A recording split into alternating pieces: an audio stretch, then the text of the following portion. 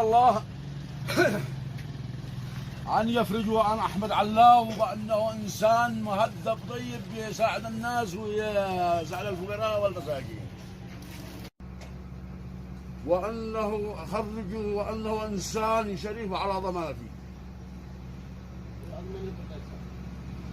وأنه ضحى من أسرته 70 شهيد من بني علاو في الجبهة. أنصار الله يا شرفاء يا مؤمنين يا أعز الناس في الوطن، أرجو منكم أن تفرجوا عن أحمد علاو.